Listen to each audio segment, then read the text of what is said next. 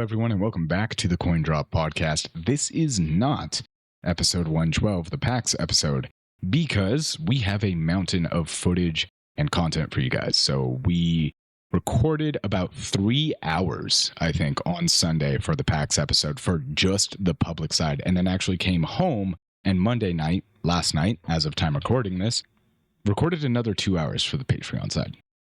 On top of that, we have multiple developer interviews we want to share with you, edit for you, put out on the YouTube so you guys can enjoy. So that's going to be out there. There's a ton of content that we're working on. We're trying to push forward for you guys. So unfortunately, in order to make sure that that content is as quality as possible and meets my personal standards for the content I want to develop, we need to skip this week as well and aim for a release next week. However, that being said, I will splice in some information, bits that I think were very fun from the podcast, as well as some bits from developer interviews in here. The full videos of the developer interviews, I'm going to release those 2 ways. The individual developer interview will be its own video, as well as we'll do a supercut where we combined all of those videos into one giant interview PAX kind of coverage episode. So stay tuned for that. I'm trying to get those out by the end of the week. I'm sure I'll get the majority of them out by Friday,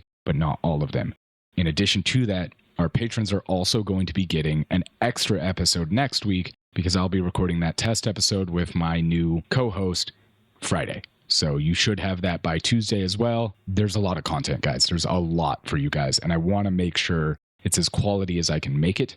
And unfortunately, that means I need to take a step back, get some time to actually get my feet under me, recover from the insane events of PAX, and get it done. This is the first time Coin Drop as a podcast has been to a event as media, so we have unprecedented levels of content for you guys. We were able to see a lot more than we were last year or the year before that. There's a lot here, and I want to make sure we deliver for you. So I apologize that there is nothing this week, but I promise you it is worth the wait. There's a ton of content. I will splice in video footage and audio footage from the interviews. So those of you who are listening, there won't be a ton that you're missing on screen. Most of it's going to be audio because I'm not going to do extra editing for this. I'm going to just take cuts and put it in here for you guys. So yeah, there's a lot. I hope you enjoy the little bits that I've given you here.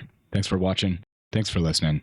And thanks for continuing to support us. It really means a lot to us. So we will see you next time. So Never's End is a turn-based tactics RPG. We wanted to make something where there's a lot more player expressivity at any moment in the battlefield, which we're showing heat magic. And it's all about just like moving heat from one spot to another. That's all you can do. But from that, you can cause wind, you can make things freeze, set them on fire, you can trigger rain or fog based on how humid it is.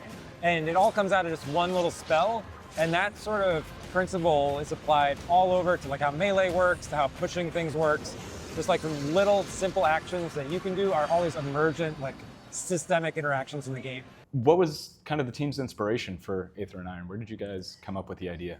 I think for the game overall, we knew that we wanted to do a turn-based tactics game, like the slow strategy thinking, and we knew we wanted to do something different. So we're like, if we do with cars, it's moving, but they need to be cool cars. So 1930s, that's done. Let's do something a little bit different. Let's make them flying, right? Let's add that little sci-fi element.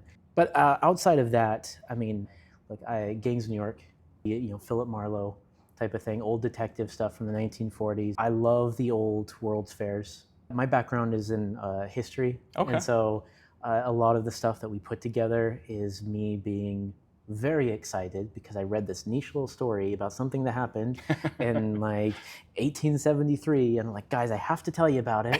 And I'm like, fine, we'll put it in the game. So we got it from all over the place. But I think that's kind of I don't know, a lot of the fun stuff.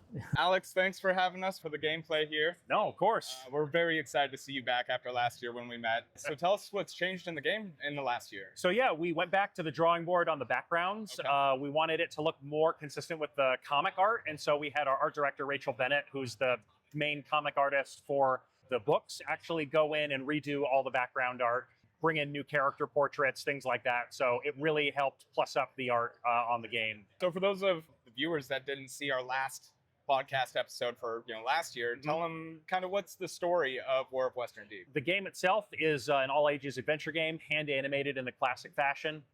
24 frames per second character animation, all done by hand. We wanted to really capture that look of the craft, the old school kind of craft of animation, and bring that to games in a compelling way. The game itself is a story about a royal courier, a messenger from a peaceful fantasy kingdom who goes into enemy territory with a very important secret letter from her king that she needs to deliver on the eve of war. She makes it across the drawbridge. It is destroyed. She's trapped in enemy territory, and war is declared. And she suddenly finds herself an enemy of the state, needs to build alliances with unlikely factions and find a way to defend her home from this surprise attack that is going to manifest shortly. This is just a taste of what we've got in store for you guys. I don't want to waste a ton of time here splicing in bits of the interview and working on that as well as the podcast. I want to get that content done for you, so I hope you understand. Thanks again for watching or listening, and we'll see you next time.